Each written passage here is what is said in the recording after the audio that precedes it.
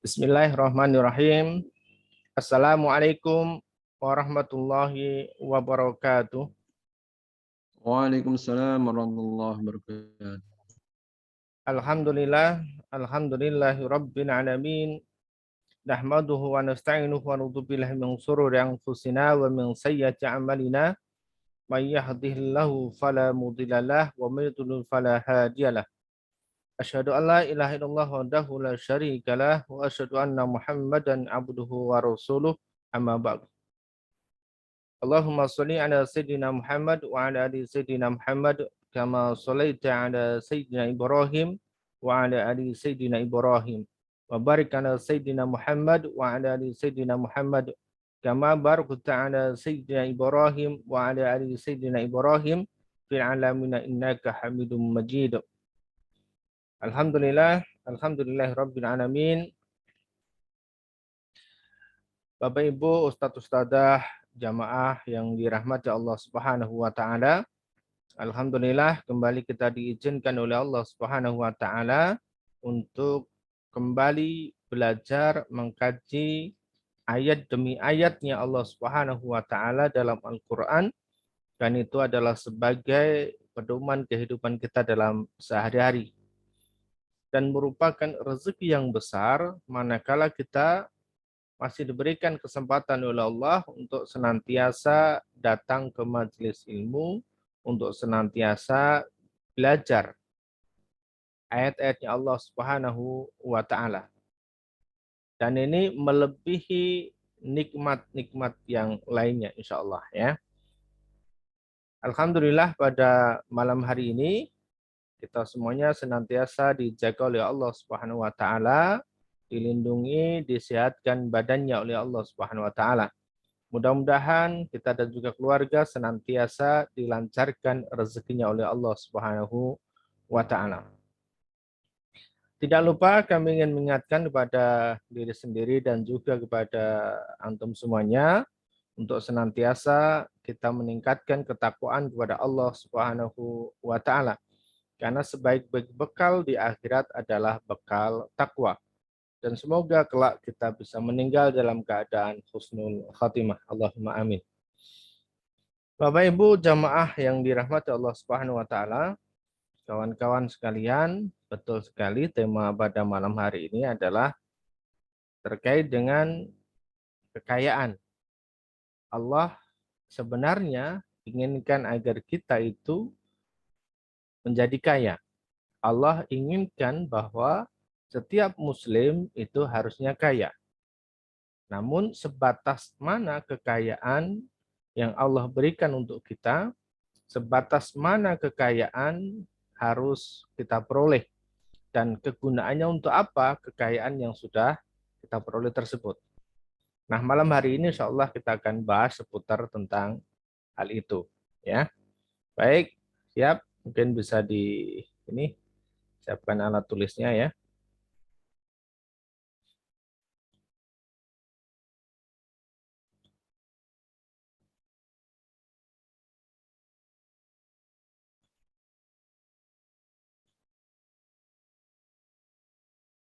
Allah inginkan kita kaya.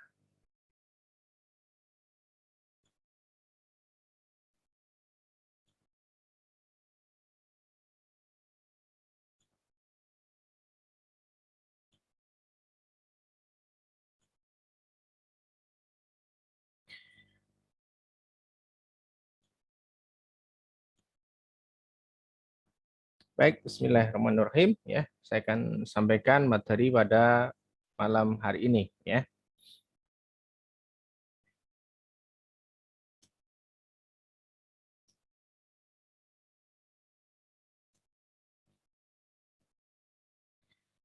Allah itu inginkan kita kaya, itu kenapa gitu ya? Atau ada keinginan apa? Ada hal baik apa yang Allah itu ingin sampaikan kepada kita terkait dengan kekayaan? Allah Subhanahu wa taala di dalam surat An-Najm ya, ayatnya ke-40 itu menjelaskan wa annahu huwa aghna wa aqna, dan bahwasanya dia adalah Allah yang memberikan kekayaan dan juga memberikan kecukupan.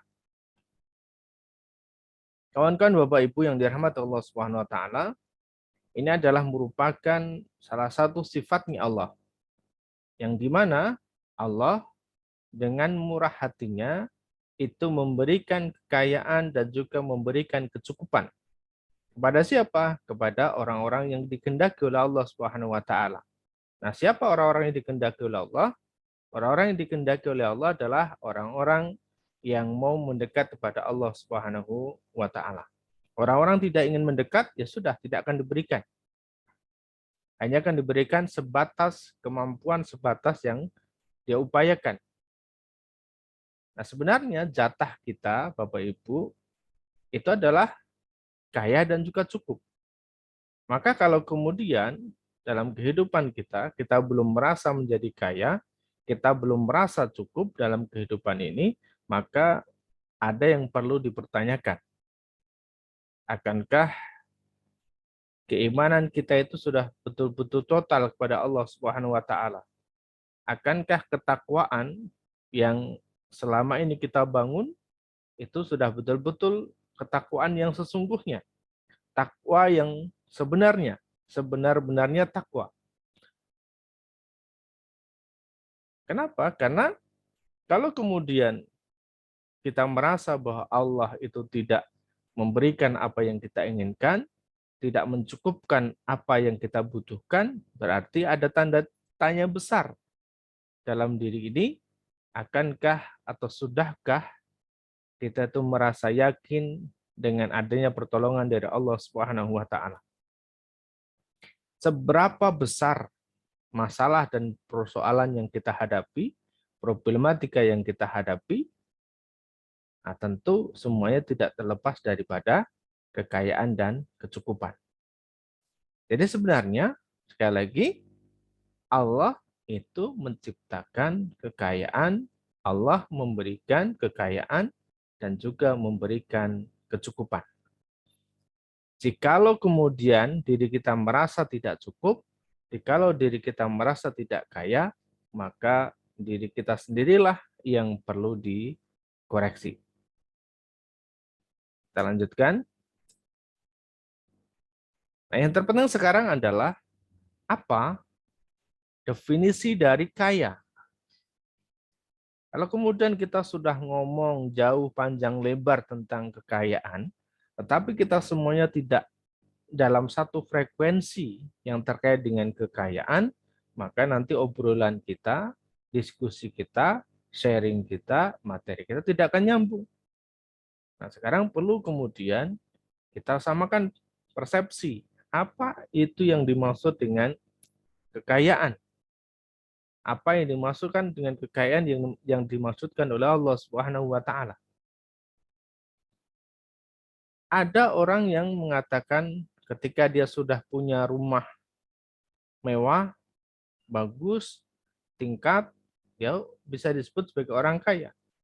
Ada juga yang ketika dia sudah punya mobil, oh berarti dia sudah kaya. Ada juga yang orang ketika punya tanah banyak, oh berarti dia sudah kaya. Tetapi ada juga orang-orang yang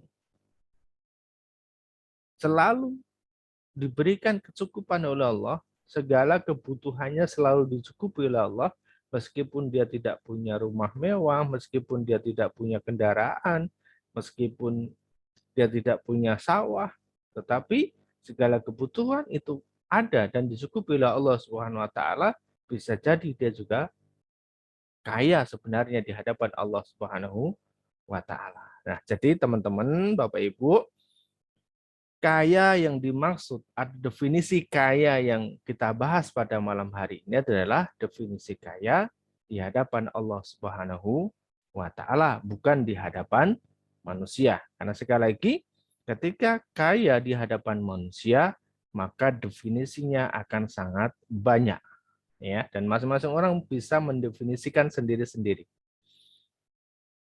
Ya, termasuk ada orang yang mengatakan bahwa kaya itu ya ketika setiap pagi bisa menikmati roti bakar, bisa menikmati singkong goreng ditemani dengan secangkir kopi. Itu nikmat luar biasa. Itu bisa disebut kaya definisi dia, ya. Tapi bagi definisi orang, tentu orang lain tentu akan berbeda lagi. Nah, kita akan bahas yang di sini, ya, sesuai dengan definisi kita, ya. Definisi buku Manut Quran bisa kaya. Nah, kaya itu letaknya di dalam hati, kawan-kawan, bukan dalam genggaman. Sehingga yang merasa kaya itu hatinya. Meskipun dia tidak menggenggam emas, meskipun dia tidak menggenggam harta, tetapi ketika hatinya merasa kaya, berarti merasa cukup atas rezeki dari Allah Subhanahu wa taala, maka dia bisa mengatakan dirinya kaya. Karena kaya itu letaknya ada di dalam hati, bukan dalam genggaman. Bisa saja orang yang punya kendaraan banyak, punya rumah mewah, hartanya melimpah, tetapi hatinya tidak tenang. Hatinya merasa tidak memiliki semua harta itu. Bisa jadi hatinya dalam kondisi miskin.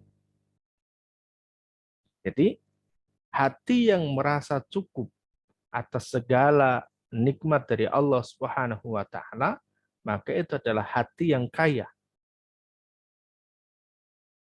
Bukan letaknya pada genggaman. Kenapa? Karena ketika harta atau kekayaan itu diletakkan pada genggaman, maka seseorang akan merasa kurang.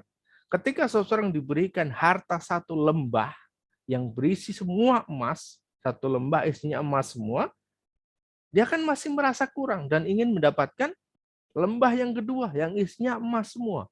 Begitu dia dapatkan lembah yang kedua isinya emas, maka dia akan mencari lembah yang ketiga. Begitu seterusnya. Karena kekayaan letaknya dalam genggaman akan seperti itu. Tapi ketika letaknya di dalam hati, kawan-kawan, Bapak Ibu semuanya, segala yang diberikan oleh Allah Subhanahu wa taala, dia sudah merasa cukup dan dia bersyukur. Disitulah kemudian rumusnya bersyukur Allah berikan. La in syakartum la azidannakum wa la in kafartum inna azabi lasyadid. Barang siapa yang bersyukur, maka nikmat itu akan Allah tambah.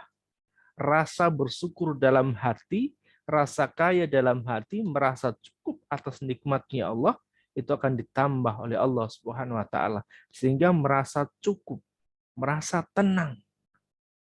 Maka dalam ibadah, dalam kita ikhtiar kepada Allah Subhanahu wa taala, yang pertama harus kita kejar adalah rasa tenang, ridhonya Allah Subhanahu wa taala. Kalau Allah sudah ridho, Allah akan hadirkan rasa tenang dalam diri kita, dalam hati kita.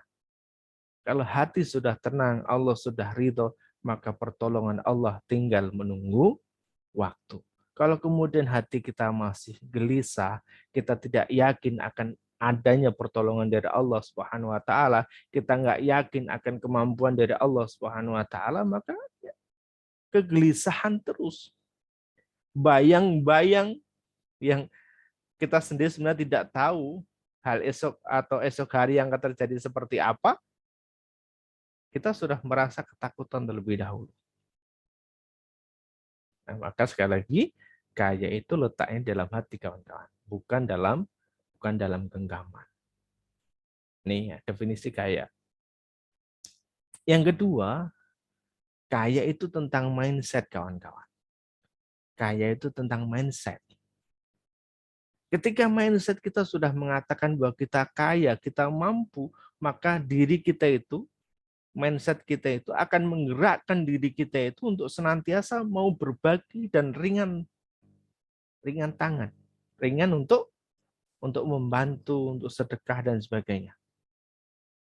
Tapi bagi orang-orang yang kemudian mindsetnya masih miskin, meskipun rumahnya itu sudah tingkat sekalipun, ketika ada bantuan dia nomor satu, berada di barisan paling depan. Padahal itu bantuan untuk warga miskin. Dia rela mengikut mengantri, rela rumahnya ditempel sebagai warga miskin, meskipun rumahnya sudah tingkat. Meskipun dia punya mobil. Kenapa? Mindsetnya miskin. Begitu diminta untuk infak, diminta untuk sedekah, mikirnya berkali-kali. Begitu sekalinya dia infak, diingat terus, diomongin terus. Sekali lagi kawan-kawan, kalau kemudian mindsetnya orang-orang kaya itu, ya dia akan selalu merasa dirinya kaya. Sehingga apa? Ringan untuk ngasih. Ngasih ke orang lain itu ringan, tanpa perlu banyak mikir. Kenapa? Dia merasa kaya. Uang datang dengan sendirinya, harta ada berlimpah. Dari mana? Dari Allah Subhanahu wa taala, dan merasa cukup. Tatkala kemudian kita butuh sesuatu, cukup minta kepada Allah, maka Allah akan datangkan. Tatkala kita butuh sesuatu, cukup kita angkat tangan doa sama Allah, maka Allah hadirkan apa keinginan kita. Maka orang-orang kaya itu mindsetnya itu selalu ingin memberi, selalu ingin berbagi. Tapi kalau kemudian mindsetnya mindset orang miskin, itu selalu pengen minta, pengen dibagi, pengen dikasih, minta gratisan. Saya pernah bahas tentang ini, tentang teman-teman jangan pernah minta gratisan. Kalau dikasih ya oke, enggak apa diterima, tapi jangan pernah minta. Ya. Karena ini termasuk mental miskin. Minta gratisan itu termasuk mentalnya orang miskin. Jangan pernah minta. Kalau minta kepada siapa? Kepada Allah Subhanahu wa taala. Nanti terserah Allah mau ngasih lewat siapa, lewat jalan bagaimana. Jadi sekali lagi kawan-kawan, kaya itu tentang mindset. Maka bangunlah mindset diri kita itu mulai malam hari ini bahwa kita dilahirkan oleh Allah Subhanahu wa taala dalam keadaan kaya, dan kita dilahirkan ke depan untuk menjadi orang kaya. Allah Subhanahu wa taala yang sudah menciptakan kekayaan dan kecukupan. Allah yang akan memberikan kekayaan dan juga kecukupan. Ini jaminan dari Allah Subhanahu wa taala. Apa masih kurang jaminan ini? Nah, sekali lagi kawan-kawan, kaya itu adalah tentang mindset. Maka pelajari mindset-mindset orang kaya seperti apa. Mereka selalu terbuka, mau belajar, mudah untuk memberi, menolong orang lain, menjadi bagian dari sebuah kebaikan. Barangkali kawan-kawan pernah ketemu dengan orang yang sebenarnya kalau kemudian dalam kehidupan sehari-hari dia masih kurang. Ya, tetapi apa? Tetapi dia rela memberikan sumbangsih dirinya untuk membantu orang lain, menjadi relawan. Kenapa? Dalam rangka bahwa hatinya kaya, mindsetnya kaya, dia harus nolong orang, membantu orang. Meskipun sebenarnya dalam kehidupan sehari-hari dia sendiri juga kekurangan. Nih dua, saya ulang ya. Jadi kaya itu letaknya di dalam hati, bukan dalam genggaman. Yang kedua, kaya itu tentang mindset. Oke, ini definisi kaya. Oke, jadi malam hari ini yang kita bahas tentang dua hal ini. Ya, kita tidak bahas tentang bagaimana definisi kaya menurut si A, si B, dan sebagainya. Tidak ya.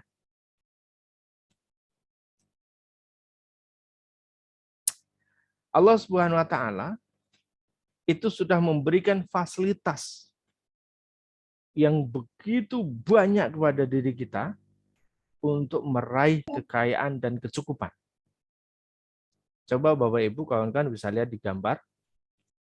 Itu ada orang yang punya tangga begitu banyak banget. Lebih dari 10 tangga itu. Ya.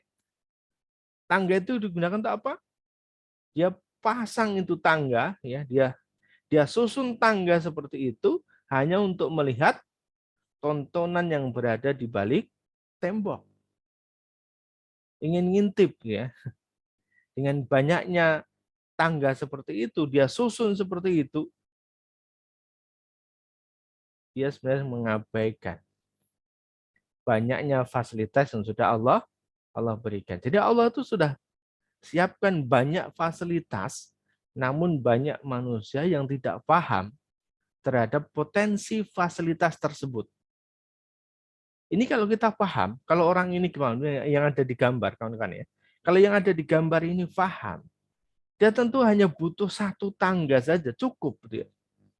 Dia berdirikan cukup untuk melihat apa yang ada di balik tembok. Tidak harus kemudian menggunakan banyak banyak tangga. Nah, kawan-kawan kita juga begitu kadang, ya.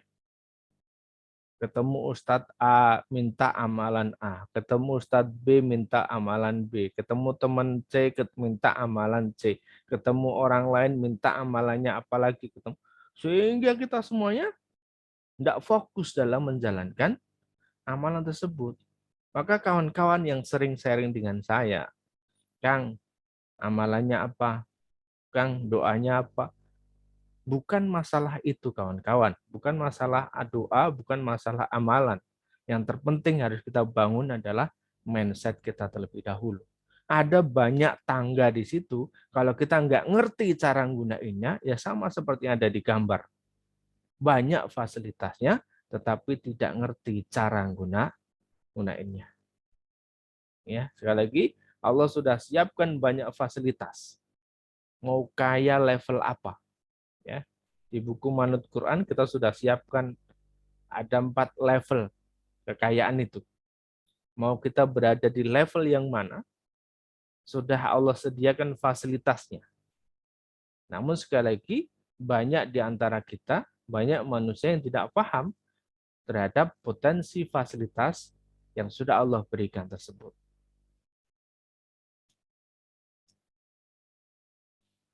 Nah, kuncinya adalah Al-Quran itu sebagai pedoman. Kita harus meyakini dulu Bapak Ibu. Di surat Al-Baqarah ayat 2, Zalikal kitabu la raiba fih hudal lil muttaqin. Kitab ini, Al-Quran ini, itu tidak ada keraguan di dalamnya.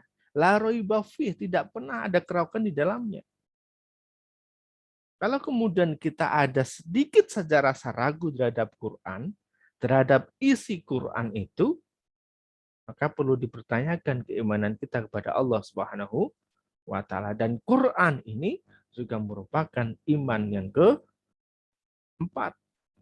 Setelah kita beriman kepada Allah, setelah kita beriman kepada malaikat, setelah kita beriman kepada Rasul, yang keempat adalah kita beriman kepada kitabnya Allah. Salah satunya adalah Al-Quranul Karim yang telah diturunkan kepada Nabi kita Muhammad Sallallahu Alaihi Wasallam. Sebagaimana pernah saya ceritakan bagaimana Nabi kita Rasulullah Sallallahu Alaihi Wasallam itu menyelesaikan sebuah permasalahan carut marutnya sebuah daerah, sebuah masyarakat itu bisa diselesaikan dalam waktu 23 tahun dengan Quran. Pedomannya hanya Quran untuk menyelesaikan segala persoalan yang sudah mengendap selama 600 tahun. Nah, kalau kemudian sebuah permasalahan yang sudah mengendap lama hingga 600 tahun itu saja bisa diselesaikan dengan Quran, bagaimana dengan persoalan saya dan Bapak Ibu semuanya yang hanya setahun 2 tahun? Ada yang mungkin punya hutang 5 tahun, atau mungkin ada yang 10 tahun. Bisa kok insya Allah diselesaikan dengan Quran. Asal kita mau kembali ke Quran, buka Qurannya lagi. Zalikal kitabu la raiba fih hudal lil muttaqin. Kitab Al-Quran ini tidak ada keraguan di dalamnya. Tidak ada keraguan sedikit pun. Dan ini adalah petunjuk bagi mereka orang-orang yang bertakwa. Nah, jadi kuncinya ini. Jadikan Quran ini sebagai pedoman Bapak Ibu. Kita kembali kepada Al-Quran. Kang, saya belum bisa baca Quran. Gimana nih? Belajar dong. Kang, saya baca Qurannya belum lancar. Gimana nih? Belajar dong. Ya, seperti itu. Kata Allah, Iqra bismi rabbikal ladzi khalaq. Bacalah. Ya. Kita diminta untuk membaca. Kita diminta untuk belajar. Kalau kita tidak bisa maka harus belajar. Insya Allah sudah banyak sekali forum-forum, sarana-sarana untuk kita bisa belajar baca Quran. Ya, seperti itu. Sudah banyak kemudahan-kemudahan yang Allah berikan. Jadi kuncinya ini. Quran itu sebagai pedoman. Maka kalau kita kemudian diminta untuk yuk baca Quran, yuk buka Quran, ya dibuka dong, dibaca dong ya. Apa yang harus dibaca, Kang? Apakah hanya 4 surat saja yang orang-orang sering baca? Tidak, semuanya. Al-Quran itu terdiri dari 30 juz, 114 surat. Maka baca semuanya. Ya, baca semuanya. Dan setiap huruf yang kita baca, man qura'a harfan min kitabillahi falahu hasanah. Dan setiap orang yang mau membaca Al-Quran, satu hurufnya, itu Allah berikan 10 kebaikan. Wal hasanatu bi asri amsalihah, ya. Satu kebaikan itu dinilai oleh Allah adalah 10 kebaikan. 10 kali lipatnya. Itu baru satu huruf. Kalau kita baca ini tadi, zalikal kitabul la raiba fih hudal lil muttaqin. Sudah berapa huruf yang kita baca? Ya.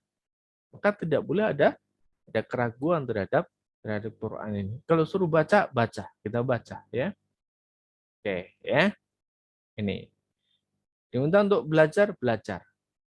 Ya, yang belum bisa belajar ya belajar. Insya Allah ya sudah banyak. Meskipun usia mereka sudah sepuh, sudah tua di atas 50 tahun, insya Allah ketika mereka meniatkan diri untuk belajar maka akan dimudahkan oleh Allah Subhanahu wa taala, ya. Oke, kita lanjut. Nah, manut Quran ya ada di surat Al-Maidah ayat 66. Ini merupakan sebagai dasar daripada buku manut Quran. Walau annahum aqamut taurata wal injila wa ma unzila ilaihim mir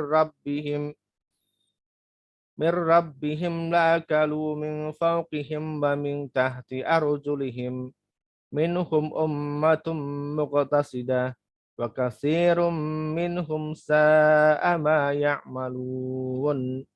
Dan sekiranya mereka sungguh-sungguh menjalankan hukum daripada Taurat, Injil, dan juga Al-Quran yang telah diturunkan kepada mereka dari Tuhan mereka, yaitu adalah Allah Subhanahu wa taala, niscaya ya, niscaya mereka itu akan mendapatkan makanan dari atas dan juga dari bawah kaki mereka, ya.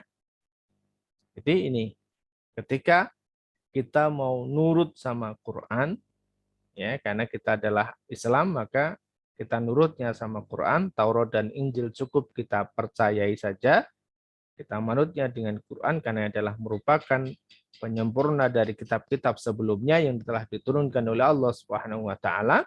Kita manut, kita nurut, menjalankan perintah-perintah Allah dalam Quran itu, maka niscaya mereka siapa? Mereka orang-orang yang nurut dengan Quran, orang-orang yang manut dengan Quran, maka akan mendapatkan makanan. Ya. Dari mana? Dari atas dan juga dari bawah kaki mereka. Nah ini ya. Jadi kawan-kawan, kalau kemudian di sini disebutkan makanan, makanan itu adalah bagian dari rezekinya Allah Subhanahu wa taala. Orang yang punya banyak makanan bisa disebut kaya. Orang yang makanannya cukup bisa disebut kaya. Ketika orang tidak punya makanan bisa disebut sebagai fakir ataupun miskin. Ya. Bisa disebut sebagai fakir ataupun miskin. Tetapi ketika orang punya banyak makanan, maka dia termasuk orang-orang yang kaya. Nah, berarti kalau kemudian kita manut sama Quran, nurut sama Quran, maka kekayaan itu akan Allah berikan kepada mereka. Mereka siapa? Mereka orang-orang yang nurut menjalankan hukum atau menjalankan perintahnya Allah yang ada dalam Al-Quran. Perintahnya apa? Banyak. Dan ini merupakan fasilitas tadi yang Allah berikan. Contoh misalnya terkait dengan sedekah. Ya, sedekah itu sebagai fasilitas dari Allah. sebagai sarana, sebagai tangga yang tadi digambarkan ya, sebagai tangga juga. Untuk apa? Untuk kita meraih kekayaan.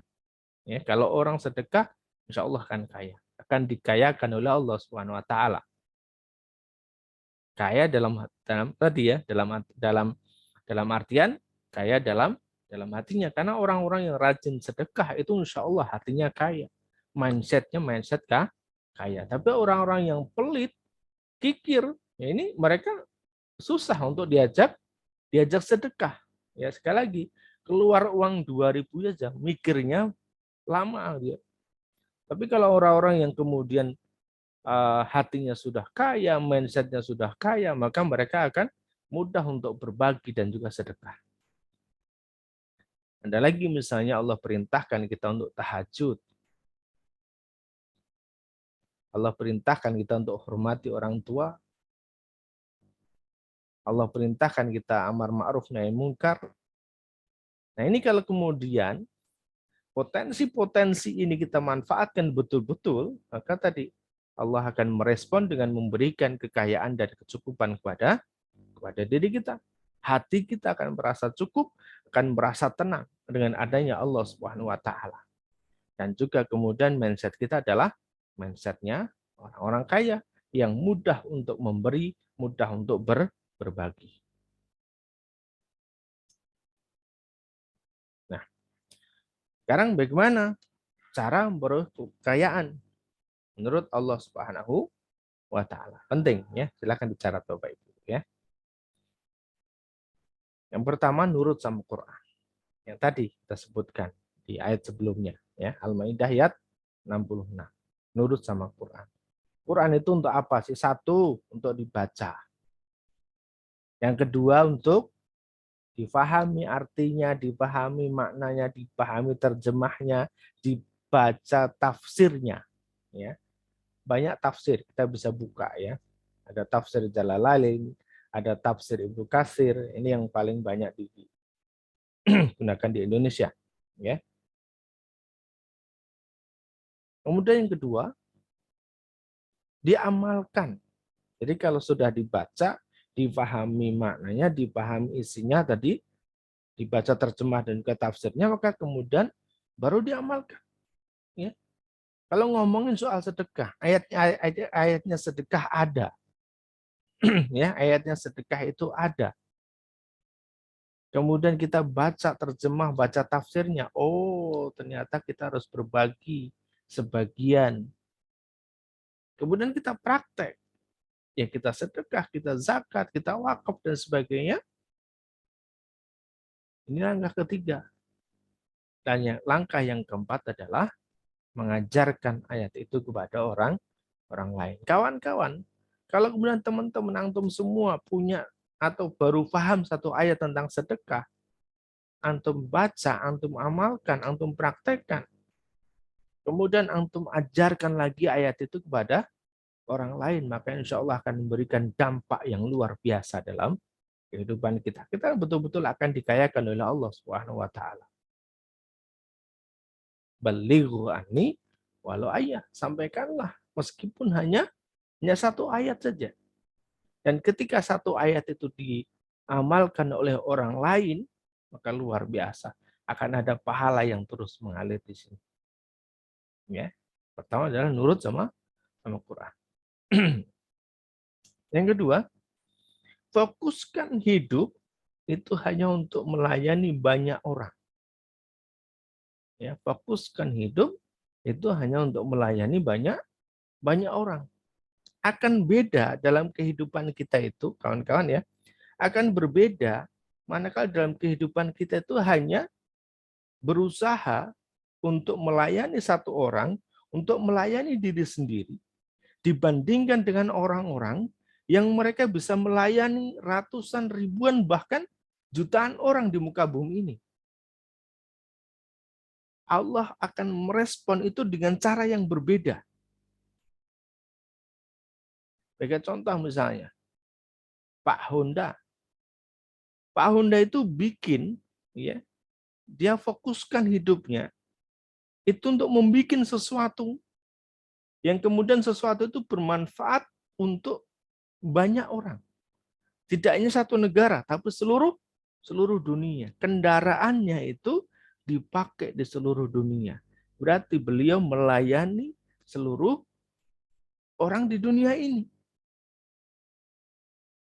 Ada Facebook, ada WA, ada YouTube. Termasuk juga malam hari ini kita gunakan fasilitas Zoom. Ini juga dalam rangka melayani banyak orang. Yang kemarin kemudian kalau kita kajian itu harus ketemu offline, duduk bareng dalam satu majelis. Sekarang jarak kita begitu berbeda, jarak kita jauh, tidak bisa ketemu satu dengan yang lain. Ada difasilitasi orang yang mikir itu. Bagaimana agar jarak yang jauh itu kita tetap bisa berkomunikasi, tetap bisa belajar bareng bersama-sama. Ini Zoom salah satunya. Ada Facebook, Zoom, WA, YouTube, dan banyak banget. Pertanyaannya, tingkat kekayaan mereka, karena mereka melayani banyak orang, itu sedikit atau banyak? Banyak. Ya. Kenapa? Karena mereka melayani banyak orang. Hidup mereka difokuskan untuk melayani banyak orang. Guru juga sama. Melayani banyak orang. Semakin banyak orang-orang yang dilayani, maka akan semakin kaya dan dikayakan oleh Allah Subhanahu wa taala dan hidupnya akan merasa cukup. Jadi, kita fokus untuk melayani banyak orang. Orang-orang yang punya produk tertentu, ketika difokuskan untuk melayani banyak orang, maka insya Allah akan diberikan level kekayaan oleh Allah Subhanahu wa taala yang tentu berbeda. Yang tentu berbeda kawan-kawan ya. Jadi cara memperoleh kekayaan yang pertama seorang adalah kita nurut sama Al-Qur'an. Yang kedua, fokuskan hidup itu untuk melayani banyak orang. Kita menjadi relawan. Ketika ada pengajian, yuk kita ajak teman-teman kita untuk gabung, untuk ikut.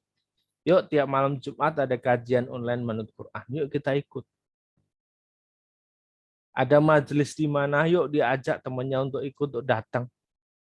Sama-sama belajar. Fokus melayani. Ada orang-orang kemudian tidak sekedar mengajak, tetapi malah menjadi bagian atau menjadi panitianya. Menjadi panitia untuk mengadakan event. Menjadi panitia untuk mengadakan sebuah kegiatan. Dan kegiatan itu adalah untuk kebaikan banyak orang. Tentu akan berbeda. Respon yang akan diberikan oleh Allah Subhanahu wa taala kepada orang-orang memang mau melayani banyak orang dibandingkan hanya dengan orang-orang memikirkan diri mereka sendiri. Dan tentu ada kapasitas orang seperti ini yang satu orang itu kapasitasnya sebanding dengan 1.000 orang. Tapi ada juga orang-orang yang mereka itu kapasitasnya hanya untuk diri mereka sendiri. Ya, seperti itu. Oke. Yang ketiga, itu adalah ikhtiar yang terbaik sesuai dengan kemampuan. Kita lakukan apapun yang kita bisa. Kita belajar. Kalau orang mau di bidang bisnis, ya dia belajar tentang bisnis. Orang di bidang jualan, dia belajar tentang jualan. Orang yang mau masuk ke perusahaan, dia belajar tentang dunia perusahaan. Tentang dunia yang akan dia geluti. Dia lakukan ikhtiar yang terbaik sesuai dengan kemampuannya. Jangan sampai kemudian kita nggak mau belajar, menutup diri. Padahal di luar sana banyak sekali ilmu-ilmu yang belum kita kuasai dan itu harus kita kuasai. Maka ada orang-orang yang kemudian dalam manajemennya kurang bagus sehingga usahanya jadi turun. Begitu ada gelombang pandemi seperti tahun kemarin, usahanya pelan-pelan tutup gulung tikar. Nggak tahu mau bagaimana lagi. Ya kan? maka perlu ada belajar. Ikhtiar yang terbaik sesuai dengan kemampuan. Sebagaimana kalau kemudian teman-teman umroh, ada satu kegiatan namanya adalah sa'i, yaitu adalah berlari-lari kecil dari Bukit Sofa ke Bukit Marwah. Sebanyak berapa? Sebanyak tujuh kali. Itu 7 kali ini adalah merupakan bagian dari sebuah ikhtiar. Kenapa harus 7? Ya memang harus 7.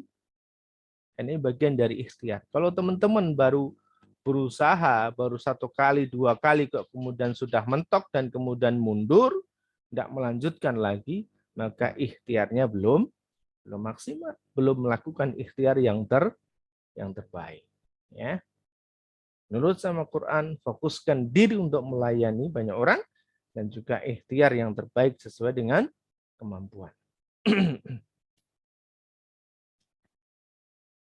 Nah, sebenarnya kekayaan yang kita inginkan, yang Allah berikan berupa harta yang banyak itu tidak lain dan tidak bukan Allah maksudkan agar kita itu menegakkan sholat dan juga menunaikan zakat. Ya. Jadi dalam hadis qudsi Allah Subhanahu wa taala berfirman, sesungguhnya kami menurunkan harta agar ditegakkan sholat dan ditunaikan zakat. Jadi harta yang kita peroleh itu hanya untuk 2.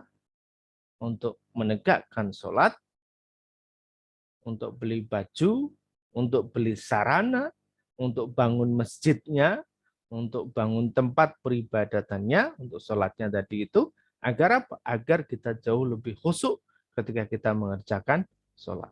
Dan bahkan harta yang Allah titipkan, harta yang Allah berikan itu tidak sekedar kita gunakan untuk sholat di Indonesia, di tempat kita masing-masing, tetapi harus kita niatkan, harus kita lakukan sholatnya itu berada di Masjidil Haram. Jadi harta yang Allah berikan itu dalam rangka untuk menegakkan sholat, berarti kita gunakan harta tersebut untuk sholat di Baitullah, untuk sholat di Masjid Nabawi, untuk sholat di Masjid Al-Aqsa.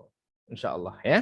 Dan kemudian kita tunaikan zakatnya. Karena zakat ini adalah wajib 2,5% dari harta yang kita miliki. Insya Allah ya. Demikian Bapak Ibu, kawan-kawan, Ustadz-Ustadzah, materi kita pada malam hari ini. Allah inginkan agar kita menjadi orang yang kaya. Tujuannya apa? Tujuannya adalah agar kita bisa menegakkan sholat. Jangan sampai sholat kita pakainya biasa-biasa saja.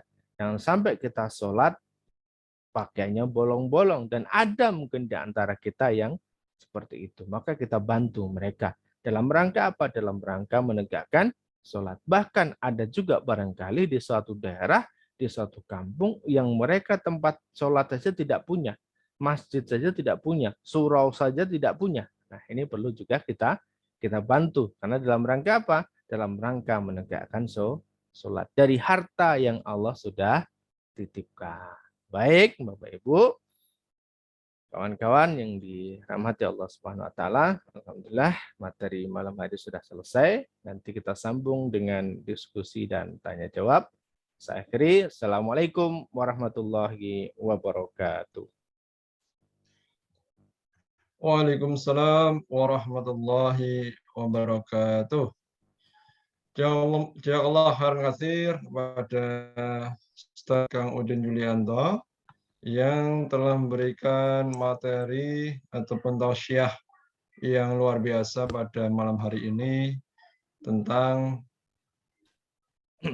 hal yang menjadikan kita sangat tertarik sekali. Alasan kenapa Allah menginginkan kita kaya.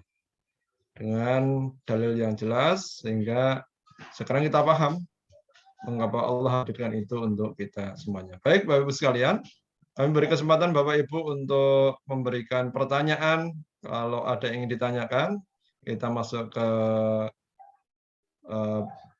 agenda berikutnya, yaitu tanya jawab. Waktu sepenuhnya kami berikan pada Bapak Ibu yang ingin bertanya. Ini alhamdulillah sudah ada yang mengangkat tangan, ya. raise hand-nya. Langsung saja silakan Bu Kuatmi. Yang ingin Iya. ditanyakan kami persilakan. Ya, Assalamualaikum warahmatullahi wabarakatuh. Waalaikumsalam warahmatullahi wabarakatuh. Waalaikumsalam warahmatullahi wabarakatuh. Dengan terkait dengan tadi mental gratisan atau mental miskin, itu gimana hukumnya kalau kayak minta bantuan, terus itu gimana? Itu sama aja apa enggak? Minta bantuan yang apa ini? Dalam Ya, konteks apa ini? ya kan banyak yang di WA itu banyak yang Mm-mm, minta bantuan buat mm-mm, mengatasnamakan yayasan, mm-mm, mengatasnamakan pondok pesantren, itu mm-mm. gimana? Ya kalau memang itu benar ya enggak apa-apa. Karena dalam rangka berarti mereka itu dalam rangka nolong agamanya Allah. Seperti itu. Bisa jadi di satu daerah itu masjidnya suraunya hampir rubuh. Saya pernah lihat daerah mana itu ya. Memang perlu dibantu ya. Kalau di daerah Jawa masjid rata-rata bagus-bagus semua.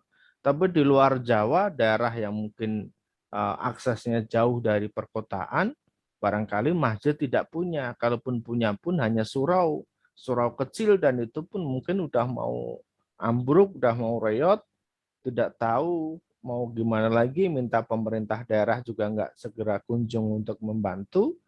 Nah, barangkali kemudian dibentuklah sebuah kepanitiaan, mereka kemudian menjadi relawannya, menolong agamanya Allah agar bangunan masjid ataupun surau itu bisa kembali berdiri sehingga memfasilitasi jamaah untuk sholat jamaah di situ. Itu boleh juga. Atau mungkin barangkali ada di beberapa daerah yang kekurangan Al-Quran. Al-Quran mereka sudah rusak. Nah ini perlu juga di orang-orang yang kemudian mewakafkan diri mereka untuk mengumpulkan donasi tadi itu dalam rangka apa? Ya nolong agamanya Allah karena di daerah-daerah pelosok seperti itu ketika tidak kita tolong gitu ya, maka akan ada orang lain yang nolong. Ya, saya pernah di salah satu di daerah Sumatera ketika saya datang ke sana ke Palembang, ada satu daerah yang dulu Muslim itu 100%, tapi sampai dengan hari ini Muslim itu tinggal kurang dari 40%, mungkin 20 atau 30%. Artinya apa? Artinya kebutuhan-kebutuhan Muslim itu dipenuhi oleh orang non-Muslim. Maka kalau kemudian ada orang-orang yang tadi disebutkan Bu Kuatmi, mengatasnamakan yayasan, mengatasnamakan organisasi, kalau memang itu betul, ya enggak apa-apa. Nah, mungkin hanya saja yang perlu digarisbawahi adalah ada juga orang-orang yang kemudian seringkali memanfaatkan momentum-momentum seperti ini hanya untuk kepentingan pribadi. Ya, mungkin seperti itu Bu Kuatmi yang dimaksudkan ya. Iya. Terus kalau kayak kita beli terus kita menawar, itu apa sama aja dengan meminta gratisan atau potongan harga? Ya, jadi kalau menawar itu adalah dalam rangka kita itu menjajaki hati kita ikhlas dan tidaknya. Saya kalau harga segitu kok nggak ikhlas ya, karena bisa jadi di tempat lain harganya tidak seperti itu. Maka kita boleh menawar, tapi menawar juga jangan sampai sadis-sadis ya. Ada orang dagangan dijual 100, kita nawarnya cuma 10, nah itu sadis banget itu. Ditawarkan 100, kita nawarnya 20, ini ya sadis banget. Nah, nawar boleh tapi jangan sadis-sadis. Karena bisa jadi memang ada beberapa tempat itu pedagang itu sudah menaikkan dulu harganya. Sudah menaikkan dulu harganya untuk mengantisipasi ketika ditawar. Contoh misalnya, sebenarnya kalau normal orang jual 20, tetapi karena ini kondisinya tidak normal, orang tawarkan 40. Nanti orang akan menawar sampai di batasan 20 ataupun 25 seperti itu Bu Fatmi ya. Nawar boleh tapi jangan sadis-sadis. Ya. Matur suwun Kang jawabannya. Siap. Assalamualaikum warahmatullahi Waalaikumsalam warahmatullahi wabarakatuh. Waalaikumsalam. Terima kasih Bu Kuatmi atas pertanyaannya. Semoga bisa dipahami. Dan insya Allah kalau boleh menambahi apa yang tadi ditanyakan oleh Bu Kuatmi, ya kita positive thinking lah ya dengan saudara-saudara kita yang sedang meminta bantuan untuk pembangunan masjid atau pesantren ataupun yang lainnya ya. Semoga itu adalah amal kebaikan, dan jika kita memiliki dan punya ya silahkan untuk disedekahkan atau diinfakkan. Tidak terlalu banyak kita cari-cari informasi yang berlebihan seperti itu, karena insya Allah mereka pun juga diberi berapapun juga mau saja atau oke saja ya, begitu ya Kang ya. Ya, siap. Ya, kita lanjutkan sambil menunggu kalau ada yang mau bertanya langsung, kami persilahkan Bapak Ibu ya dengan mengangkat tangannya atau ini kita coba baca pertanyaan dari Salsabila Nur F ya, Ibu atau Mbak ini ya. Pertanyaannya ini dari room chat. Silahkan mulai Bapak Ibu bisa menulis di room chat ya. Assalamualaikum Pak Ustadz. Maaf mau tanya, manakah yang harus didahulukan? Membayar hutang, membayar zakat, atau sedekah? Silakan Kang. Ya. Ini pertanyaan yang sering banget ditanyakan ya. Baik. Ini kaitannya nanti sebenarnya kita belajar tentang manajemen kawan-kawan ya, Bapak Ibu semuanya. Mana yang harus kita dahulukan ya. Kita harus melihat yang wajib dulu. Yang wajib itu apa ya? Yang wajib itu adalah bayar hutang, itu wajib. Yang kedua, zakat. Zakat itu pun kalau sudah sampai nisabnya. Ada takarannya, ada batasannya. Kalau kemudian tidak sampai nisab, tidak ada batasannya, tidak nyampe di batasan itu, maka tidak wajib untuk zakat. Nah, untuk penghasilan berapa? Untuk penghasilan kurang lebih adalah 7 juta ya, 6.600.000 sekian, atau kita bisa bulatkan 7 juta. Ketika seseorang gajinya itu 7 juta setiap bulan, maka sudah wajib zakat. Tapi kalau gajinya baru 6 juta, maka tidak wajib zakat. Maka sunnahnya adalah sedekah. Oke. Kemudian kita bahas tentang hutang. Ini hutangnya tentang hutang apa dulu ini? Ya, hutangnya tentang hutang apa? Kalau kemudian ini hutangnya hutang usaha, maka yang wajib untuk mengembalikan adalah usahanya, bukan personal ya. Maka sekali lagi ini kaitannya dengan manajemen. Manajemen itu harus teman-teman harus punya sendiri. Ini keuangan pribadi dengan keuangan usaha itu harus dibedakan ya. Maka kalau kemudian terkait dengan supplier, kemudian hutangnya adalah hutang usaha, maka diselesaikan dari uang usaha. Kalau kemudian ini hutangnya adalah hutang pribadi, maka diselesaikan dari hutang pribadi tersebut. Pertanyaannya adalah, kalau kemudian uang yang kita miliki itu cukup enggak untuk membayar atau melunasi hutangnya? Ya. Kalau kemudian tidak cukup, maka bagi dua. Ya, sekali lagi kalau uangnya cukup untuk bayar hutang dan kemudian hutangnya lunas saat itu juga, maka silahkan dibayarkan lunas hutangnya. Tapi kalau tidak, bagi dua. Sama-sama tidak lunas, bagi dua. Sedikit atau banyak untuk sedekah. Sebagian untuk bayar hutang. Jadi bayar hutang tetap jalan, sedekah juga jalan. Ini sama seperti tulisan saya. Coba nanti teman-teman buka di grup Facebook Pola Rezeki Allah, cari di kolom pencarian ya, itu tentang sedekah dan bayar hutang. Nanti ada di situ. Ya. Saya tidak menggunakan atau ya. Sedekah atau bayar hutang tidak, tapi sedekah dan bayar hutang. Kenapa? Dua-duanya harus jalan, kawan-kawan. Jangan jadikan ini sebuah pilihan. Ya, jangan memilih bayar hutang dulu atau sedekah dulu, enggak. Semuanya, keduanya harus jalan. Tapi sekali lagi, kalau kemudian dengan adanya uang yang kita miliki dan hutangnya bisa langsung lunas, bayarkan. Tapi kalau enggak, ya bagi dua. Ya. Seperti itu. Kenapa? Karena dengan kita tetap bersedekah, insya Allah akan dimudahkan oleh Allah untuk membayar hutang, untuk melunasi hutang kita. Insya Allah demikian, Gus Wi. Baik, terima kasih Kang. Ya. Semoga bisa dipahami oleh penanya. Ya, kita lanjut ke pertanyaan berikutnya. Ya, dari Pak Wasito Wiratmo. Kang, gimana sih cara kita bersyukur yang benar, yang benar-benar syukur pada Allah atas nikmat yang telah Allah berikan. Cukupkah hanya dengan mengucap alhamdulillah? Ya. Silakan ya. Ya, oke. Ya. Jadi syukur itu ada 3, ya. Syukur dalam hati, nerimo, ya. Merasa bahwa Allah berikan nikmat yang begitu besar, kemudian lisan kita mengucap hamdalah, alhamdulillahirabbil alamin, dengan banyak nikmat yang sudah Allah berikan. Dan yang ketiga adalah bersyukur dengan perbuatan. Nah, caranya gimana? Ketika kita diberikan nikmat dari Allah Subhanahu wa taala berupa kesehatan, maka gunakan kesehatan ini itu untuk beribadah kepada Allah Subhanahu wa taala, untuk nolongin orang lain, untuk membantu orang lain dalam kebaikan, melakukan amar ma'ruf nahi munkar.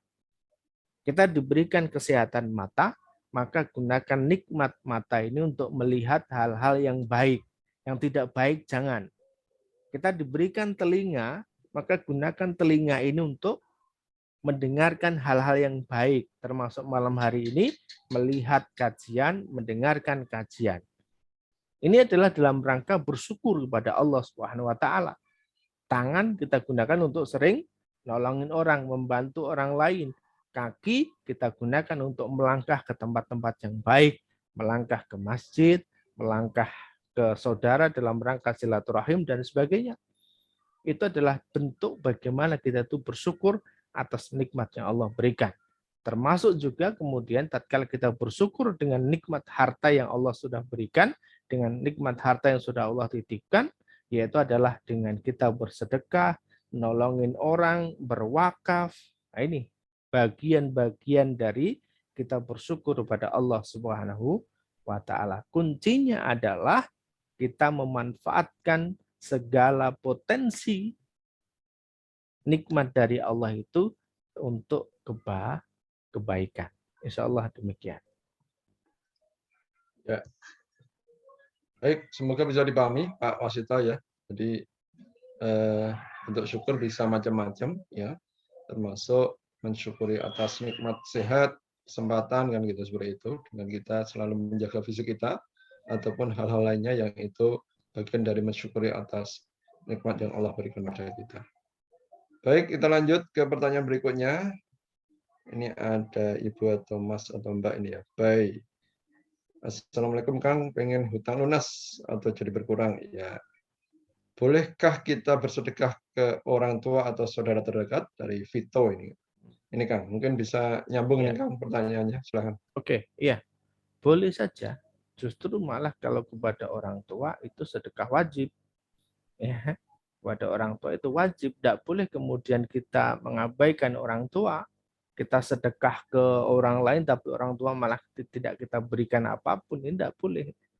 Justru level pertama yang harus kita berikan, ring pertama yang harus kita berikan adalah orang tua sebelum ke yang lain. Ya.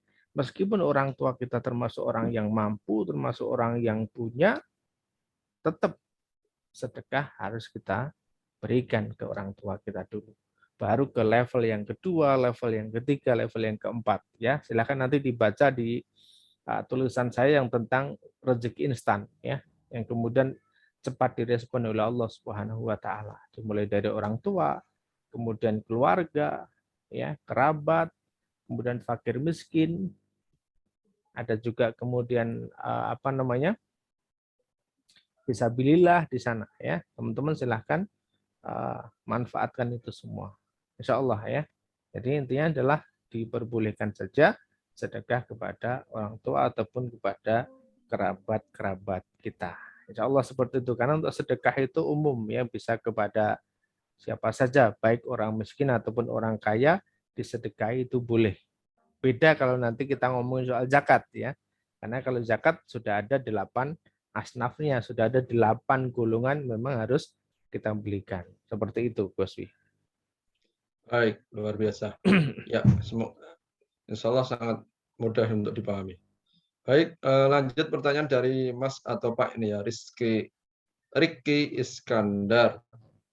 Assalamualaikum Kang, ingin izin bertanya. Tahun pertama saya zakat, tahun kedua saya bayar zakat. Nah, pas penjualan agak sepi tahun ketiga sama tahun keempat dan 5 saya tidak bisa bayar zakat. Itu bagaimana, Kang? Nah, Ya. ini maksudnya mungkin ini zakat usaha ini ya, sepertinya atau Ya. zakat penghasilan. Silakan, Kang. Tadi berarti karena zakat itu kan ada batasan minimalnya, sudah sampai di nisabnya. Kalau kemudian pendapatan kita atau penghasilan kita tidak sampai di batas itu, ya maka tidak ada kewajiban buat zakat, ya. Misalnya karena betul-betul penghasilan kita menurun drastis banget, terjun payung gitu ya, sudah di luar batas kemampuan dari kebiasaan, maka tidak wajib zakat lagi, seperti itu. Insya Allah gitu, Gus Wi. Baik, ya. Terima kasih, Kang. Ya. Lanjut ke pertanyaan berikutnya, ya. Jadi dari Pak Riki, semoga bisa dipahami ya, Pak ya. Baik, dari Daram. Nah, mohon maaf ini ya, Bapak atau Ibu. Assalamualaikum, izin bertanya Pak Ustadz, lebih utama mana antara memberikan pinjaman atau hutang atau bersedekah? Dan mana yang didahulukan dulu? Ya. Silakan, Kang. Nah, ini ada hukum begini.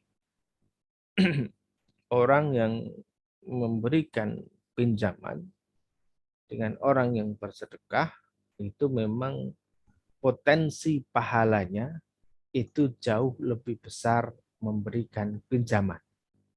Potensi pahalanya itu jauh lebih besar ketika memberikan pinjaman. Tetapi potensi dosa dan peluang dosa juga lebih besar. Kenapa? Kalau kita bersedekah sudah selesai, ya, nggak ada urusan lagi sama orang yang kita kasih sedekah. Tapi kalau kita ngasih pinjam ke orang lain, maka kita masih ada urusan, yaitu apa? Mengingatkan orang tersebut untuk bisa mengembalikan uangnya, membalikan hutangnya. Kalau kemudian diingetin, nah ini yang sekarang lagi rame kan begitu, ya kan? Waktu minta pinjaman saja, mau hutang aja, waduh, datangnya nunduk-nunduk, bahasanya halus, bagus, merayu. Tapi begitu kita sudah kasih pinjaman, sudah waktunya dia bayar hutang, kita tagih, malah kita yang diserang, kita yang dimarahi. Kayak kita jadi ngemis-ngemis sendiri. Nah, disinilah kemudian potensi kita itu tidak ikhlas, potensi kecewa, yang inilah kemudian akan menumpuk dan ini menjadi dosa. Ya. Maka teman-teman bagi yang kuat, silahkan boleh ya ngasih pinjaman karena potensinya pahala besar. Tetapi bagi yang nggak kuat jangan coba-coba karena potensi dosanya juga akan jauh lebih besar. Ya. Nah, teknisnya bagaimana?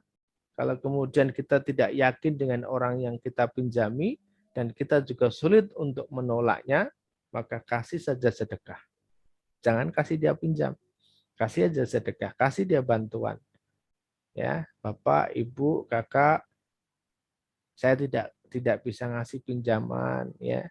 Ini hanya ada sedikit, mungkin tidak sesuai dengan harapan, tapi ini bukan pinjaman. Saya kasih. Ini tips. Dan yakin Bapak Ibu, orang yang Bapak Ibu bantu, orang yang Bapak Ibu tolong seperti itu tadi, besok ke depan tidak akan pernah minta pinjaman lagi ke Bapak Ibu. Ini trik. Agar apa? Agar tidak. Tapi ketika ada satu orang datang, Bapak Ibu kasih pinjaman dia, maka dia besok akan pinjam lagi dan mungkin akan ngasih tahu ke temennya, ngasih tahu ke orang lain, akhirnya mereka juga ikut-ikutan pinjam ke tempat Bapak Ibu. Ya. Sekali lagi ketika teman-teman kuat, maka silahkan ya kasih pinjaman ke orang lain, tapi kalau tidak kasih sedekah saja. Insya Allah demikian Gus Wi. Baik, bisa dipahami ya Bapak Ibu terkait bagaimana antara kita memberi pinjaman ataupun sedekah. Insya Allah tadi secara kadarnya sudah bisa dipahami dari apa yang disampaikan oleh Kang Udin. Kita lanjut ke pertanyaan berikutnya dari Pak Muhammad atau Mas Muhammad Rizky. Assalamualaikum Kang, maaf mau tanya, kalau kita membantu orang lain dan ternyata bantuan kita itu hanya dimanfaatkan saja, gimana? Sehingga kalau kita tidak membantu, lagi kita dimusuhi, jadi kayak grup-grupan gitu. Nah, ini. Monggo, Kang. Ya, Menarik juga ini, menarik, oke, menarik. ya berarti memang ada orang-orang tipikal yang seperti itu ya. Jadi apa namanya, kalau istilahnya orang itu ketika ada uang abang itu disayang, nggak ada uang abang itu ditendang ya. Sama seperti ini. Tatkala mereka butuh bantuan betul dan pengen kita itu agar membantu gitu ya. Tapi begitu kita sudah membantu akan dimanfaatin oleh mereka ya. Akan dimanfaatin dan kemudian kayak dijadikan sebagai apa namanya, kolam uang atau ATM buat mereka gitu ya. Besok dimanfaatin lagi, besok dimanfaatin lagi, akan seperti itu terus.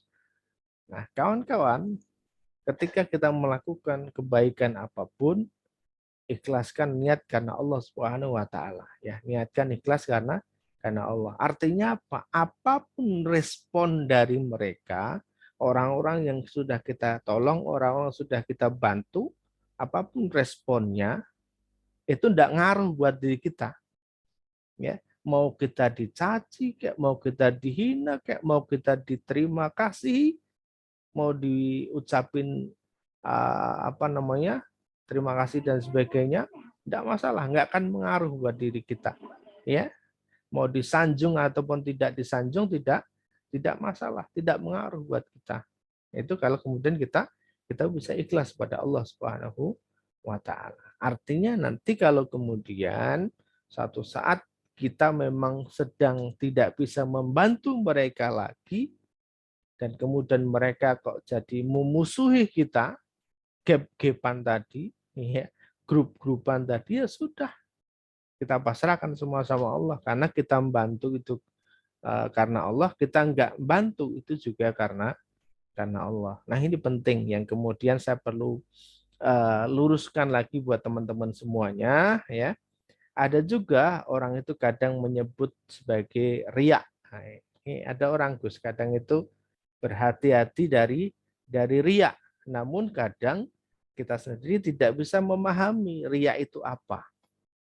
Orang tidak ingin sedekahnya itu terlihat oleh orang lain karena takut dikira riya gitu ya. Sehingga apa? Sehingga dia tidak jadi memberi. Nah, contoh begini. Jadi riya itu adalah sebuah amalan yang kita lakukan bukan karena Allah.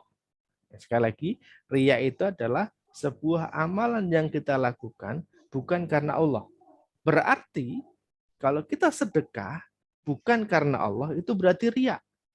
Termasuk juga kita tidak jadi bersedekah bukan karena Allah. Jadi kita mau nggak jadi bersedekah ini karena takut dibilang riya oleh orang lain, kita nggak jadi bersedekah bukan karena Allah, maka itu juga termasuk bagian dari riya. Jadi kita bersedekah bukan karena Allah, itu juga riya. Kita tidak jadi bersedekah karena bukan Allah, ini juga merupakan riya. Maka hati-hati teman-teman. Riya apa? Teman-teman kalau sudah kencang niat sedekah, sedekah aja.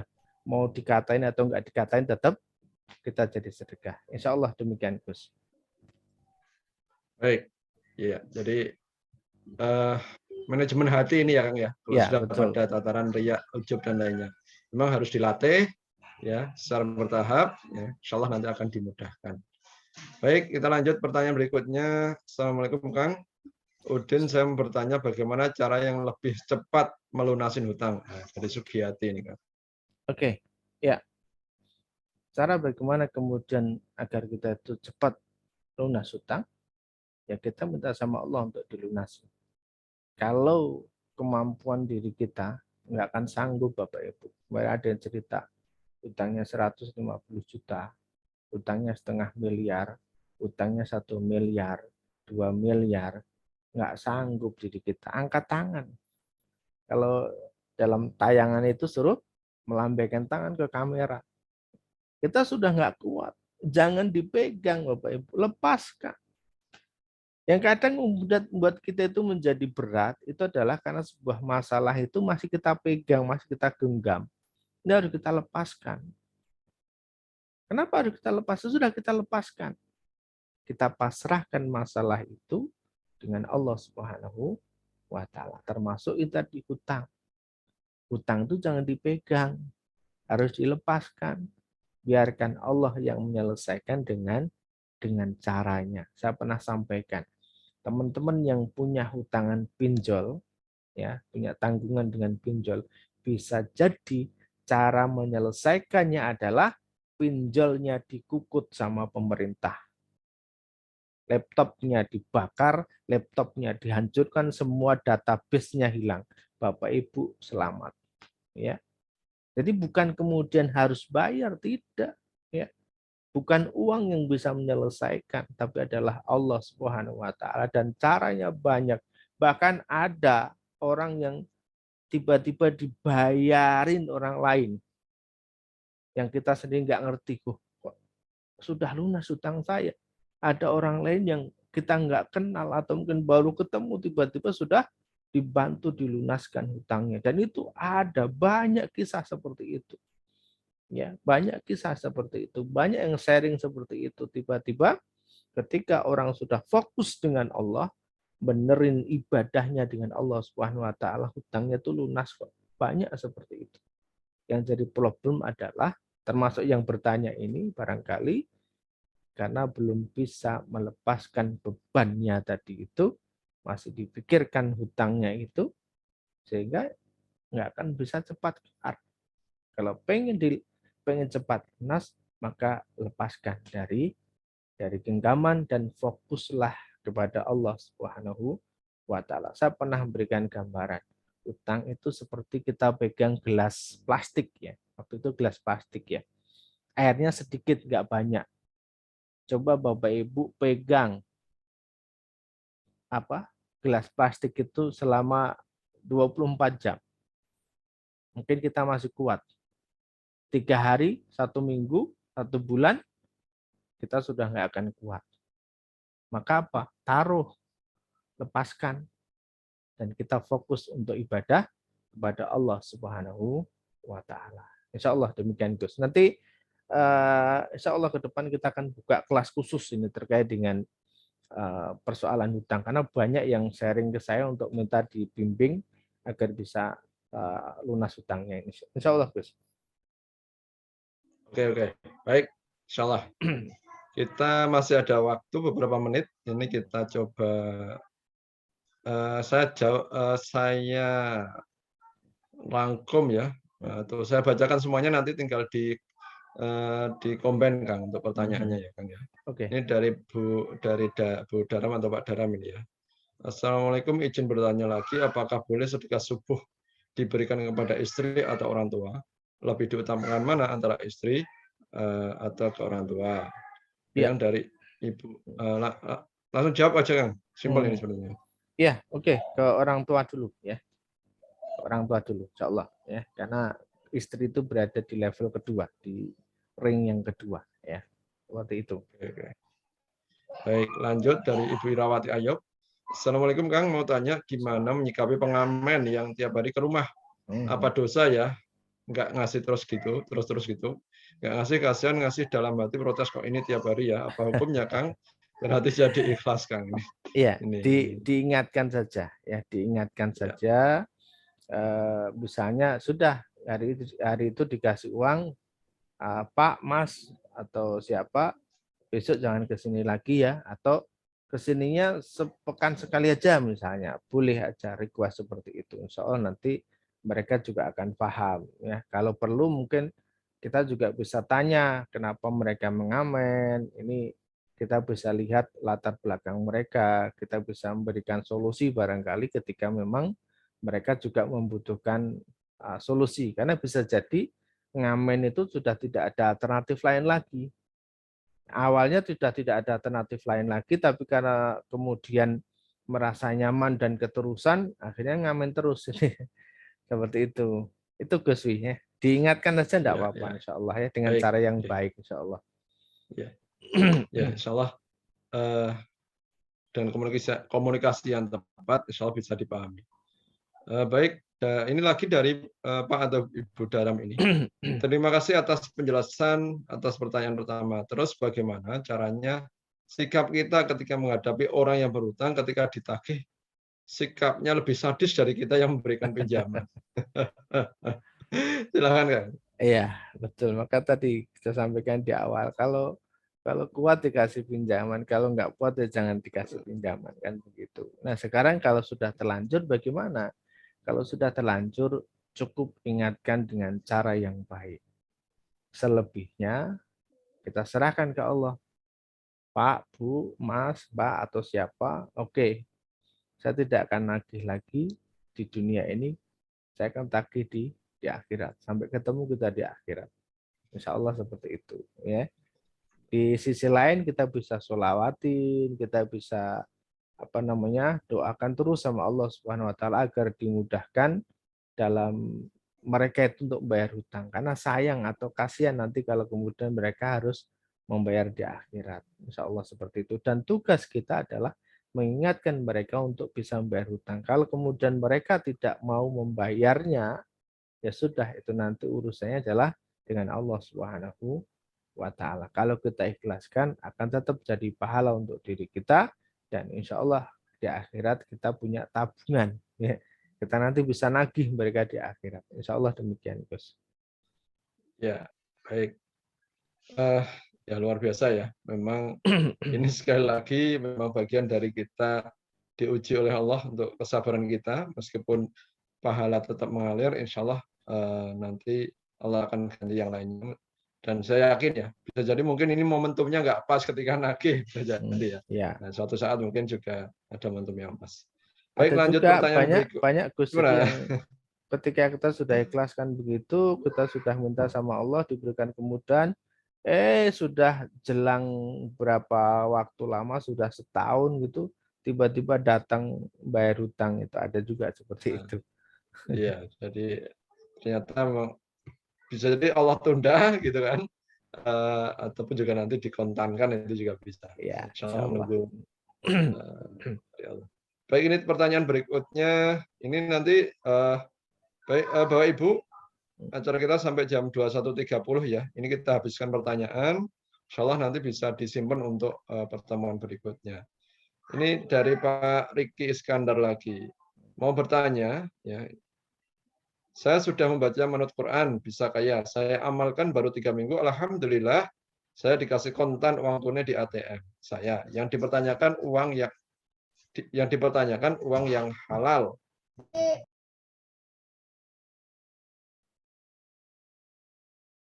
Maksudnya apakah uang di ATM itu halal? Ini mungkin bisa ditelusuri kan, gimana Mas? Ya, itu bisa dicek dulu ya, bisa ditelusur dulu uangnya dari mana, dan kadang itu ada orang lain yang kemudian memang membantu kita tanpa harus ngasih tahu, atau mungkin ada orang-orang yang mungkin barangkali tadi kita sebutkan dia punya hutang kita sudah lama banget itu. Kemudian tiba-tiba dia transfer gitu ya. Kenapa kemudian kita nggak tahu? Karena ya malu kalau mau ngasih tahu kalau dia bayar hutang. Bisa jadi seperti itu, Gus. Banyak juga kasus-kasus seperti itu ya. Insya Allah nanti bisa ditanyakan ke bank, bisa dicek seperti itu. Ya, biasanya di bank itu ada riwayat pengiriman. Ya, betul. Misalnya dari kota mana, kalau misalnya itu lewat ATM itu kan, dari bank yang mana, mungkin dari situ kita akan tahu, oh ini bisa jadi ada saudara atau teman kita yang berasal dari sana. Nah, misalnya tidak ada nama by name-nya. Seperti itu ya, Pak Bu Bay, gitu kan. Kita lanjut pertanyaan berikutnya. Ini ya. Tadi dari Pak Rifki ya, tadi Riki ya, Iskandar. Ini kita lanjut lagi pertanyaan berikutnya. Bagaimana kalau sedekah ke orang tua tapi suka membanding-bandingkan pemberian dari anaknya, akhirnya jadi muncul perasaan kesel yang tadinya ikhlas, apa nih? Ya, makanya sudah manusiawi. Ya ikhlasan saja. Kalau saya tadi terkait dengan pertanyaan yang tadi ada gap-gap tadi ya. Kalau kita sudah ngasih, sudah lepaskan, ikhlaskan saja. Mau responnya itu mau dibandingkan atau enggak, itu urusan mereka. Urusan kita dengan Allah adalah kita sudah kasih, ikhlas, sudah selesai. Itu Gus. Ya. Ini bagian dari proses belajar tentang ikhlas. Ya, baik. Lanjut dari Bu Siti Zainiyah. Yang dimaksud bila tangan kanan memberi lebih baik, tangan kiri tidak tahu, mohon penjelasannya. Silakan Kang. Ya, Ini kiasan ini ya. berarti ya ikhlas atau ngasih kita dengan cara sembunyi-sembunyi ya, seperti itu tidak kita umumkan, karena ada orang-orang yang ketika mereka membantu menolong orang dalam rangka syiar, akhirnya kemudian diliput, diinfokan kepada orang lain bahwa saya membantu ini, saya melakukan ini dan sebagainya. Nah, ketika yang disebutkan tadi, ketika tangan kanan memberi, tangan kiri itu tidak tahu, adalah berarti kita ngasihnya secara sembunyi-sembunyi, cara personal. Datangi si A, kasih, datangi si B, kasih, tanpa harus ada foto-foto dan sebagainya. Tanpa juga kemudian kita infokan di tempat lain. Toh kalau kemudian ada orang yang melihat, itu sudah beda lagi, sudah beda hal ya. Yang dimaksudkan di sini tuh nek kita sedekah ngasih itu ya jangan dikoar-koarkan, jangan diinfokan ke orang lain seperti itu. Tapi kalau kemudian ada orang lain yang melihat dan kemudian menginfokan ke orang lain, itu bukan bagian dari kita. Insya Allah seperti itu. Bisa dipahami ya Bu Siti ya. Jadi insya Allah kita jaga dan tidak perlu disampaikan ataupun kan sekarang kan modelnya mungkin di medsos kan atau apalah istilahnya kayak gitu ya, sedang mengadakan kegiatan sosial misalnya seperti itu. Kita jagalah hati kita dan apa yang kita inginkan tadi. Baik, pertanyaan berikutnya ini ada ucapan terima kasih Kang atas saran dan solusinya ya. Semoga bisa dijalankan ini dari Bu Sugiyati. Ini menarik ini latihan ikhlas lagi nih dari Fitrah Handayani, Ibu Fitrah Handayani. Ustaz, bagaimana cara agar kita tidak marah dan mengingat pemberian kita sama orang gara-gara masalah kecil, pemberian kita tidak nampak lagi semua. Nah ini. Ya tadi ada masalah. Jadi kalau sudah kita ngasih itu jangan pernah kita pikirkan lagi. Teman-teman kalau sudah ngasih itu sudah selesai, jangan pernah difikirkan lagi, pernah ngasih kepada siapa, berapa jumlahnya, sudah selesai. Kita ngasih itu ikhlas, sudah, tidak perlu dipikir lagi, tidak perlu diungkit-ungkit lagi. Kita punya stok uang banyak, dalam bahasa kita begitu. Kita punya stok harta banyak, yaitu di mana? Di Allah Subhanahu Wa Taala. Apa yang kita berikan itu cuma sedikit, itu cuma bagian kecil dari rezekinya Allah saja, sudah nggak perlu kita ungkit-ungkit lagi. Begitu perlu latihan teman-teman. Ini perlu latihan. Nanti kalau sudah kita konsisten seperti itu, maka apapun respon orang lain itu tidak akan mengganggu atau mempengaruhi diri kita lagi. Insya Allah begitu Gus. Baik. Ya begitu Bu Fitrah Handayani. Jadi semua butuh proses, semua butuh latihan. Termasuk mengapa dalam buku Manut Quran Bisa Kaya itu kan kita juga ada panduan untuk berproses sampai 40 hari ataupun bisa lagi lebih singkat juga bisa. Tapi yang jelas membuat kebiasaan itu menjadi penting agar kemudian kita benar-benar bisa ya ikhlas lah itu. Nah ini harus dijalankan pelan-pelan ya. Kalau kita belum bisa, kita berlatih terus-menerus. Baik, ini alhamdulillah terima kasih Kang jawabannya. Ini dari Bu Irawati Ayub, kemudian dari Pak Riki, Mas Riki Iskandar. Ya maksudnya ya halal tidak. Nah ini berarti kan dicek dulu Pak Riki atau Mas Riki asal muasal dari kiriman rekening tadi ya. Dan kita konfirmasi ya. Semoga tidak salah alamat ya. Misalnya itu ada dari teman dan lainnya. Jadi memang kita cek dulu sumber-sumbernya. Begitu ya Kang ya? Ya. Hal tidaknya dari kiriman tadi itu. Ini ada pertanyaan lagi. Ini terakhir ya. Kita jawab dari Bu Irawati Ayub. Kang, gimana cara kita mengetahui yayasan online itu benar apa tidak atas nama masjid gitu? Soalnya di WA saya banyak yayasan Kang yang ngirim. Mungkin yang ngirim WA. Dicek aja di sana kan ada alamatnya. Zaman sekarang mudah. Dicek aja alamatnya itu, dimasukkan di Google, nanti akan muncul di sana ada peta, kemudian klik yang bagian satelit, nanti akan muncul gambarnya di situ. Jadi secara detail bangunannya, jalannya itu nanti muncul dengan sendirinya Gus. Jadi zaman sekarang survei sebuah tempat kayak begitu, insya Allah ya. Itu Gus ya. Baik, jadi insya Allah sekarang tidak sulit ya kita mengakses informasi, apalagi di zaman internet seperti ini, zaman digital seperti ini, Google Map bisa menjadi salah satu sarana kita untuk cek lokasi. Nah, seperti itu. Ataupun bisa jadi kalau kita punya teman di area dekat situ bisa diminta bantuannya untuk cek. Nah, saya gitu. Nah, ini bagian dari kita memang berhati-hati boleh ya. Berhati-hati boleh dengan harapan nanti benar-benar apa yang kita sumbangkan, apa yang kita sedekahkan itu sampai pada tujuan seperti itu. Ya. Saya kira itu ya Kang ya. Ya, oke, siap. Pertanyaan-pertanyaan sudah cukup, sudah banyak. Benar, ini kegiatan kajian kita ini setiap sepekan sekali di malam Jumat.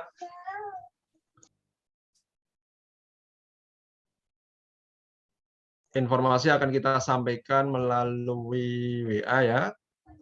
Silahkan Ibu Chef atau Bapak Ibu simpan ya nomor WA pendaftaran yang di flyer itu ataupun di informasi WA itu, silahkan diberi nama. Nah, nanti akan kita sampaikan informasi itu. Jadi nomor adminnya itu silahkan diberi nama, admin kajian online atau apapun silahkan. Nanti akan kita kirim WA secara personal ke nomor Bapak Ibu semuanya. Saya kira itu Bapak Ibu jamaah sekalian. Sebelum saya akhiri, cukup ya Kang ya? Cukup, insya Allah cukup. Ya baik. Kita akan informasikan Bapak Ibu sekalian. Alhamdulillah karena ini PPKM sudah mulai berkurang ya, meskipun ada info besok akhir tahun ini ada PPKM level 3, tapi insya Allah tidak menyurutkan kita untuk memberikan informasi terkait dengan kegiatan-kegiatan kita Bapak Ibu.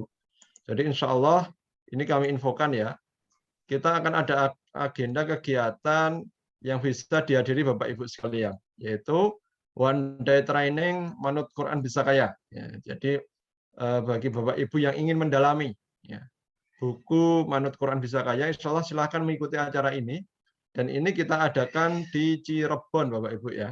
Jadi bagi yang berada di daerah Pasundan, Jawa Barat, ataupun Jawa Tengah bagian Barat, ataupun siapapun ya yang ingin meluangkan waktu untuk hadir, dipersilahkan. Jadi kita akan ada acara One Day Training Manut Quran, langsung disampaikan oleh Ustadz Udin Yulianto, Kang Udin Yulianto, di mana banyak materi nanti yang didapat, ya, mulai menjadikan Quran sebagai sumber solusi dalam kehidupan, menjelaskan konsep rezeki, membedah pola-pola rezeki Allah, menjalankan 7 cara langit, mengurangi persoalan dalam menemukan solusi. Ya.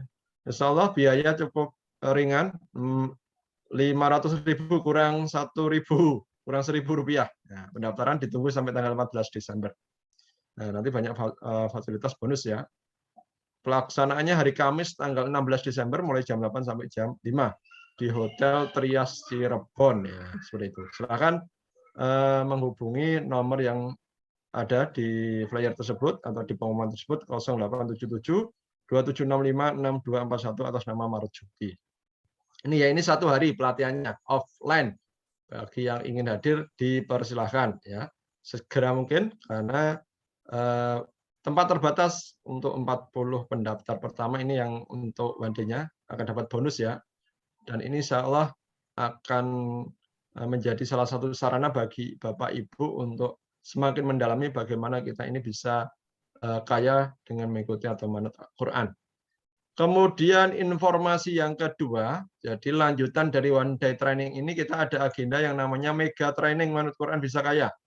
Nah, ini waktunya setelah One Day tadi. Jadi kalau ada yang ingin melakukan pendalaman, ya, pendalaman praktek langsung terkait dengan materi-materi. Kalau tadi yang di One Day Training kita akan memberikan ilmunya, dan insya Allah untuk yang Mega Training ini selain ilmu juga langsung kita pandu dengan prakteknya, agar kemudian Bapak Ibu bisa berikhtiar pada 40 hari berikutnya dengan menjalankan ilmu-ilmu yang sudah kita sampaikan. Nah ini untuk yang Mega Training ini biayanya 1.490.000 ya. Ini sudah kita potong ya dari investasi awalnya 5 juta. Jadi silahkan nanti info akan kita sharingkan di grup WA. Silahkan Bapak Ibu untuk mulai mempersiapkan agar kemudian bisa mendapatkan ilmu lebih banyak lagi. Baik, saya kira itu informasi yang bisa kami berikan Bapak Ibu untuk mengakhiri pertemuan kita pada malam hari ini. Semoga bisa menambahkan pengetahuan, pemahaman, dan bagian dari ikhtiar kita untuk menyempurnakan hidup kita, ya utamanya dengan kita mengikuti petunjuk dari pedoman hidup kita yaitu dari Al-Quran. Baik, demikian kajian kita. Insya Allah kita akan tutup pertemuan kita pada malam hari ini dengan bersama-sama kita membaca doa penutup majelis. Subhanakallahumma wa bihamdika asyhadu alla ilaha illa anta astaghfiruka wa atubu ilaik.